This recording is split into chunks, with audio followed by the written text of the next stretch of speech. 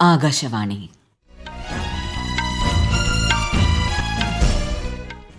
നമസ്കാരം. വാർത്തകൾ വായിക്കുന്നത് സീന ആന്റണി.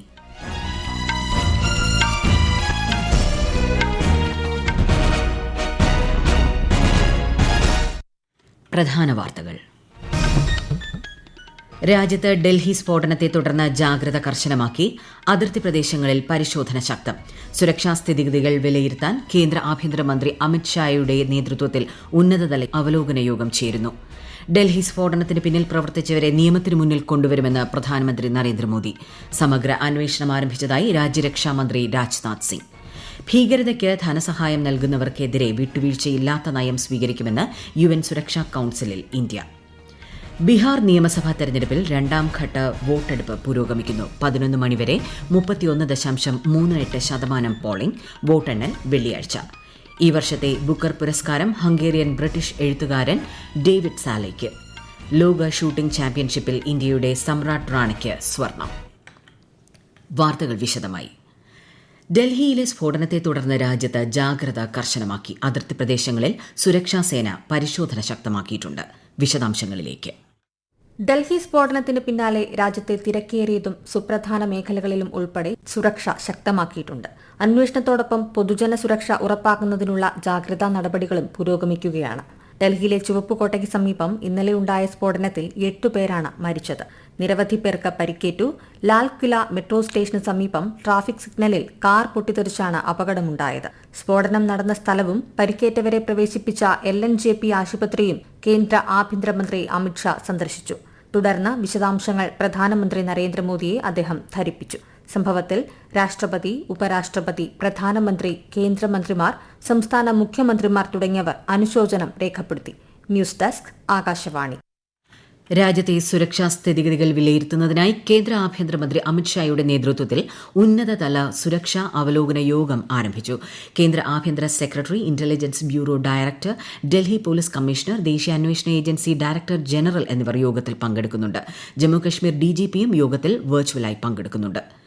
ഡൽഹി സ്ഫോടനത്തിന് പിന്നിൽ പ്രവർത്തിച്ചവരെ നിയമത്തിന് മുന്നിൽ കൊണ്ടുവരുമെന്ന് പ്രധാനമന്ത്രി നരേന്ദ്രമോദി. സ്ഫോടനത്തിൽ ഉറ്റവരെ നഷ്ടമായവരുടെ വേദന മനസ്സിലാക്കുന്നതായി അദ്ദേഹം പറഞ്ഞു. ഭൂട്ടാന്റെ 4ാമത്തെ രാജാവായിരുന്ന ജിഗ്മേ സിംഗെ വാങ്ചുക്കിന്റെ 70ാം ജന്മദിനാഘോഷങ്ങളിൽ പങ്കെടുക്കവെയാണ് പ്രധാനമന്ത്രി ഇക്കാര്യം വ്യക്തമാക്കിയത്. मैं कल रात भर इस घटना की जांच में जुटी सभी एजेंसियों के साथ, सभी महत्वपूर्ण लोगों के साथ संपर्क में था. विचार विमर्श चलता था. जानकारियों के तार जोड़े जा रहे थे. हमारी एजेंसियां इस षड्यंत्र की तह तक जाएगी. इसके पीछे के षड्यंत्रकारियों को बख्शा नहीं जाएगा. 2 ദിവസത്തെ ഭൂട്ടാൻ സന്ദർശനത്തിനെത്തിയ പ്രധാനമന്ത്രി നരേന്ദ്രമോദിയെ പാരോ വിമാനത്താവളത്തിൽ ഭൂട്ടാൻ പ്രധാനമന്ത്രി സ്വീകരിച്ചു. ഇന്ത്യയും ഭൂട്ടാനും സംയുക്തമായി വികസിപ്പിച്ച 1020 മെഗാവാട്ട് ജലവൈദ്യുത പദ്ധതിയുടെ ഉദ്ഘാടനവും ശ്രീ നരേന്ദ്രമോദി നിർവഹിക്കും. ജമ്മുകശ്മീരിലെ കത്രയിലുടനീളം ഭരണകൂടവും പോലീസും ജാഗ്രത ശക്തമാക്കി. മാതാ വൈഷ്ണോദേവി തീർത്ഥാടന കേന്ദ്രത്തിലും പരിസര പ്രദേശങ്ങളിലും സുരക്ഷാ നടപടികൾ കർശനമാക്കിയിട്ടുണ്ട്. കത്രയിലെ എൻട്രി എക്സിറ്റ് പോയിന്റുകളിൽ പ്രത്യേക പരിശോധന ഏർപ്പെടുത്തി. വാഹന പരിശോധനയും ശക്തമാക്കി. ഡൽഹി കാർ സ്ഫോടനത്തിന് ഉത്തരവാദികളായവരെ യാതൊരു കാരണവശാലും രക്ഷപ്പെടാൻ അനുവദിക്കില്ല എന്ന് രാജ്യരക്ഷാമന്ത്രി രാജ്നാഥ് സിംഗ്. ന്യൂഡൽഹിയിൽ Manohar Parrikar institute for defence studies and അനാലിസിസിൽ നടന്ന ഡൽഹി ഡിഫൻസ് ഡയലോഗിനെ അഭിസംബോധന ചെയ്യുകയായിരുന്നു അദ്ദേഹം. I wish to assure my citizens that the country's leading investigative agencies are conducting a swift and thorough inquiry into the incident. I want to formally assure the nation that those responsible for this tragedy will be brought to the justice and will not be spared under any circumstances. Delhi സംഭവത്തെക്കുറിച്ച് സമഗ്ര അന്വേഷണം ആരംഭിച്ചതായും ശ്രീ രാജ്നാഥ് സിംഗ് വ്യക്തമാക്കി. Delhi car സ്ഫോടനത്തിന്റെ പശ്ചാത്തലത്തിൽ കേരളത്തിലും കർശന ജാഗ്രത നിർദ്ദേശം. എല്ലാ ജില്ലകളിലെയും പ്രധാന റെയിൽവേ സ്റ്റേഷനുകൾ, ബസ് സ്റ്റാൻഡുകൾ, ആരാധനാലയങ്ങൾ ഉൾപ്പെടെയുള്ള മറ്റ് പ്രധാന കേന്ദ്രങ്ങൾ പോലീസും ബോംബ് സ്ക്വാഡും പരിശോധന നടത്തി. തിരുവനന്തപുരം അന്താരാഷ്ട്ര വിമാനത്താവളത്തിൽ നിന്ന് പുറപ്പെടുന്ന യാത്രക്കാർക്കുള്ള സുരക്ഷാ പരിശോധന പെരുമാറ്റച്ചട്ടങ്ങൾ വർദ്ധിപ്പിച്ചു. യാത്രക്കാർ പുറപ്പെടാൻ അനുവദിച്ചിട്ടുള്ള സമയത്തിന് മുൻപ് എത്തിച്ചേർന്ന് സുരക്ഷാ പരിശോധനാ നടപടികളിൽ സഹകരിക്കണമെന്നും നിർദ്ദേശമുണ്ട്. ഡൽഹി സ്ഫോടനവുമായി ബന്ധമുണ്ടെന്ന തരത്തിൽ പഴയ ഫോട്ടോ സമൂഹ മാധ്യമത്തിൽ പ്രചരിക്കുന്നതായി പ്രസ് ഇൻഫർമേഷൻ ബ്യൂറോ. 2024 ലെബനനിൽ നടന്ന സ്ഫോടനത്തിന്റേതാണ് ചിത്രമെന്ന് PIBയുടെ ഫാക്ട് ചെക്ക് വിഭാഗം സ്ഥിരീകരിച്ചു. ഇത്തരം പോസ്റ്റുകൾ പങ്കിടുന്നതിന് മുൻപ് ആധികാരികത പരിശോധിക്കണമെന്നും PIB അറിയിച്ചു. ഭീകരതയ്ക്കായുള്ള ആയുധ ശേഖരണത്തിന് ധനസഹായം നൽകുകയോ സൌകര്യമൊരുക്കുകയോ ചെയ്യുന്നതിനെതിരെ വിട്ടുവീഴ്ചയില്ലാത്ത നയം സ്വീകരിക്കണമെന്ന് ഐക്യരാഷ്ട്രസഭ സുരക്ഷാ കൌൺസിലിൽ ഇന്ത്യ അറിയിച്ചു. പതിറ്റാണ്ടുകളായി അതിർത്തി കടന്നുള്ള ഭീകരതയ്ക്കെതിരെ രാജ്യം പോരാടുന്നുണ്ടെന്നും അനധികൃത ആയുധക്കടത്ത് മൂലമാണ് ഇത്തരം സാഹചര്യങ്ങളെന്നും UNലെ ഇന്ത്യയുടെ സ്ഥിരം പ്രതിനിധി P. ഹാരിഷ് വ്യക്തമാക്കി. രാഷ്ട്രപതി ദ്രൌപദി മുർമുവിന്റെ ദ്വിരാഷ്ട്ര പര്യടനം തുടരുന്നു. ലുവാണ്ടയിൽ നടക്കുന്ന അംഗോളയുടെ 50ാം സ്വാതന്ത്ര്യ ദിനാഘോഷങ്ങളിൽ രാഷ്ട്രപതി ഇന്ന് പങ്കെടുക്കും.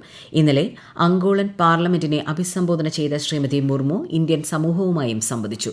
ഇന്ന് ബോട്സ്വാനയിലേക്ക് യാത്ര തിരിക്കുന്ന രാഷ്ട്രപതി ബോട്സ്വാന പ്രസിഡന്റുമായി ഉഭയകക്ഷി ചർച്ച നടത്തും. ഈ വാർത്തകൾ ആകാശവാണിയിൽ നിന്ന്. ആകാശവാണി വാർത്തകളും വാർത്താധിഷ്ഠിത പരിപാടികളും all India radio news Thiruvananthapuram YouTube ചാനലിലും all India radio news Thiruvananthapuram Facebook പേജിലും AR News_ തിരുവനന്തപുരം ഇൻസ്റ്റഗ്രാം അക്കൌണ്ടിലും AR News_TVM X ഹാൻഡിലും ലഭ്യമാണ്. ബീഹാർ നിയമസഭാ തെരഞ്ഞെടുപ്പിന്റെ രണ്ടാമത്തെയും അവസാനത്തെയും ഘട്ടത്തിലേക്കുള്ള വോട്ടെടുപ്പ് പുരോഗമിക്കുന്നു. 11 മണിവരെ 31.38% പോളിംഗാണ് രേഖപ്പെടുത്തിയത്. 20 ജില്ലകളിലെ 122 നിയമസഭാ മണ്ഡലങ്ങളിലാണ് വോട്ടെടുപ്പ്. സുരക്ഷാ കാരണങ്ങളാൽ 7 നിയോജക മണ്ഡലങ്ങളിൽ വൈകുന്നേരം 5 മണിക്ക് പോളിംഗ് അവസാനിക്കും. 302 സ്ഥാനാർത്ഥികളാണ് മത്സരരംഗത്തുള്ളത്. വോട്ടെണ്ണൽ ഈ മാസം 14 നടക്കും. 7 സംസ്ഥാനങ്ങളിലായി 8 നിയമസഭാ മണ്ഡലങ്ങളിലേക്കുള്ള ഉപതെരഞ്ഞെടുപ്പിനുള്ള വോട്ടെടുപ്പും പുരോഗമിക്കുകയാണ്. ജമ്മുകശ്മീരിൽ 2, ഝാർഖണ്ഡ്, മിസോറാം, ഒഡീഷ, പഞ്ചാബ്, രാജസ്ഥാൻ, തെലങ്കാന സംസ്ഥാനങ്ങളിലെ ഓരോ സീറ്റിലുമാണ് ഉപതെരഞ്ഞെടുപ്പ് നടക്കുന്നത്. ബീഹാർ നിയമസഭാ തെരഞ്ഞെടുപ്പിനൊപ്പം നവംബർ 14 വോട്ടെണ്ണൽ. കേരളത്തിൽ തദ്ദേശ തെരഞ്ഞെടുപ്പിനുള്ള വിജ്ഞാപനം വെള്ളിയാഴ്ച പ്രസിദ്ധീകരിക്കും. നാമനിർദ്ദേശ പത്രിക സമർപ്പിക്കാനുള്ള അവസാന തീയതി ഈ മാസം 21. പത്രികകളുടെ സൂക്ഷ്മ പരിശോധന നവംബർ 22 നടക്കും. 2 ഘട്ടങ്ങളിലായി ഡിസംബർ 9 11 വോട്ടെടുപ്പ്. അടുത്ത മാസം 13 വോട്ടെണ്ണൽ. തീവ്ര വോട്ടർ പട്ടിക പരിഷ്കരണത്തിന്റെ ഭാഗമായി കേരളത്തിൽ എന്യൂമറേഷൻ ഫോം വിതരണം 1 കോടി കവിഞ്ഞു. 8 ദിവസം കൊണ്ടാണ് ഈ നേട്ടം കൈവരിച്ചതെന്ന് മുഖ്യ തെരഞ്ഞെടുപ്പ് ഓഫീസർ ഡോക്ടർ രത്തൻ യു കേൽക്കർ പറഞ്ഞു. തദ്ദേശ തെരഞ്ഞെടുപ്പ് SIRനെ ബാധിക്കില്ലെന്നും വോട്ടർമാർ ഓൺലൈൻ സംവിധാനം ഫലപ്രദമായി വിനിയോഗിക്കണമെന്നും അദ്ദേഹം അഭ്യർത്ഥിച്ചു. ഈ വർഷത്തെ ബുക്കർ പുരസ്കാരത്തിന് ഹംഗേറിയൻ ബ്രിട്ടീഷ് എഴുത്തുകാരൻ ഡേവിഡ് സാലെ അർഹനായി. ഫ്ലഷ് എന്ന നോവലിനാണ് പുരസ്കാരം. 50,000 പൌണ്ടാണ് സമ്മാനത്തുക. ഈജിപ്തിലെ കെയ്റോയിൽ നടക്കുന്ന ISSF ലോക ഷൂട്ടിംഗ് ചാമ്പ്യൻഷിപ്പിൽ ഇന്ത്യയുടെ സമ്രാട്ട് റാണ പുരുഷന്മാരുടെ 10 മീറ്റർ എയർ പിസ്റ്റലിൽ സ്വർണം നേടി. ഇതോടെ വ്യക്തിഗത എയർ പിസ്റ്റൽ ലോക കിരീടം നേടുന്ന ആദ്യ ഇന്ത്യൻ താരമായി സമ്രാട്ട് റാണ. 3 സ്വർണം, 3 വെള്ളി, 3 വെങ്കലം ഉൾപ്പെടെ ഇന്ത്യയുടെ ആകെ മെഡൽ നേട്ടം 9. ദേശീയ ഗീതമായ വന്ദേ മാതരത്തിന്റെ 150ാം വാർഷികത്തോടനുബന്ധിച്ച് രാജ്യത്തുടനീളം വിവിധ പരിപാടികൾ പുരോഗമിക്കുന്നു. 1947 ഓഗസ്റ്റ് 15 ഇന്ത്യ സ്വാതന്ത്ര്യത്തിലേക്ക് ഉണരുമ്പോൾ പ്രശസ്ത ഹിന്ദുസ്ഥാനി സംഗീതജ്ഞൻ പണ്ഡിറ്റ് ഓംകാർനാഥ് ഠാക്കൂർ പാർലമെന്റിൽ അർദ്ധരാത്രിയിൽ വന്ദേ മാതരത്തിന്റെ പൂർണ്ണരൂപം ആലപിച്ചു. ഇതിന്റെ റെക്കോർഡ് ചെയ്ത പതിപ്പ് അടുത്ത ദിവസം രാവിലെ 6:30 ആകാശവാണിയിലൂടെ ജനങ്ങളിലെത്തി. കേരളത്തിലെ തെക്കൻ ജില്ലകളിൽ ചിലയിടങ്ങളിൽ മഴയ്ക്ക് സാധ്യതയെന്ന് കേന്ദ്ര കാലാവസ്ഥാ വകുപ്പ്. തിരുവനന്തപുരം, എറണാകുളം, ഇടുക്കി ജില്ലകളിൽ ഇന്ന് മഞ്ഞ ജാഗ്രത പ്രഖ്യാപിച്ചിട്ടുണ്ട്. രാജ്യത്തെ ഓഹരി വിപണികളിൽ നഷ്ടം. സെൻസെക്സ് 151 പോയിന്റ് നഷ്ടത്തിൽ 83,384-ലും നിഫ്റ്റി 37 പോയിന്റ് ഇടിഞ്ഞ് 25,537-ലും വ്യാപാരം തുടരുന്നു. സ്വർണ്ണവില കൂടി. പവന് 1,800 രൂപ വർദ്ധിച്ച് 92,600 രൂപയും ഗ്രാമിന് 11,575 രൂപയുമാണ് ഇന്നത്തെ വില. പ്രധാന വാർത്തകൾ വീണ്ടും. രാജ്യത്ത് ഡൽഹി സ്ഫോടനത്തെ തുടർന്ന് ജാഗ്രത കർശനമാക്കി.